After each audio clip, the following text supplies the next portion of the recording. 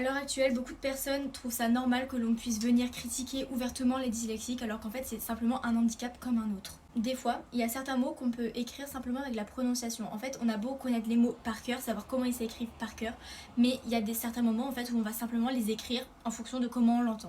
Ou alors c'est comme là, je vais vous laisser imaginer le nombre de fois où j'ai dû recommencer cette vidéo là simplement pour que je puisse parler fluidement, pour pas que vous puissiez vous ennuyer sur la vidéo. Il existe bien sûr 6 types de dyslexie, donc on a la dyslexie, donc celle qui est la plus connue, la dysorthographie, la dyscalculie, la dysgraphie, la dyspraxie et la dysphasie. Donc à l'heure actuelle, moi j'ai 5-10 sur 6 et je suis dyslexique à 96-97% à peu près. Je vais vous donner un exemple tout bête. Par exemple, vous, imaginons là demain vous voulez envoyer un message à votre crush, vous allez simplement stresser parce que vous allez envoyer un message à votre crush. Nous, on va stresser aussi par rapport à ça, mais principalement parce qu'on va avoir peur de faire des fautes d'orthographe.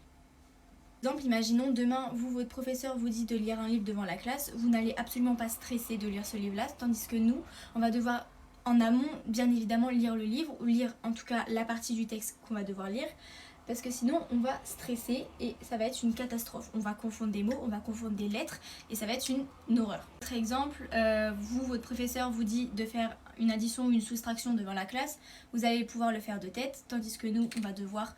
Enfin, nous, on ne les connaît pas, de toute façon, nos tables de multiplication, donc rien que des multiplications, on va pas pouvoir les faire de tête.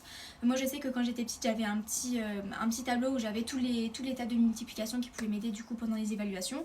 Mais par contre, faire des additions ou des soustractions, même à l'heure actuelle, je ne pourrais pas te le faire. Si par exemple, tu me dis demain, tu fais 6 moins 9, il va falloir que je réfléchisse ou alors que je calcule sur mes doigts. Par contre, il y a simplement un point que j'aimerais bien éclaircir avec vous, c'est que la dyslexie n'a rien à voir avec l'intelligence. Genre absolument pas. En fait, tout ce qu'on a de différent, c'est que, par exemple, vous, au lieu de passer par une autoroute, nous, on va passer par toutes les petites dérivites qu'il y a sur les côtés pour arriver au même stade que vous. Voilà, c'est tout. C'est qu'en fait, on a simplement une façon de faire et une façon d'apprendre qui est complètement différente de vous. Bref, si vous voulez en tout cas que je vous explique mon parcours scolaire, toutes les adaptations, la MDPH, etc., dites-moi en commentaire et je vous ferai une vidéo avec grand plaisir dessus. Gros bisous!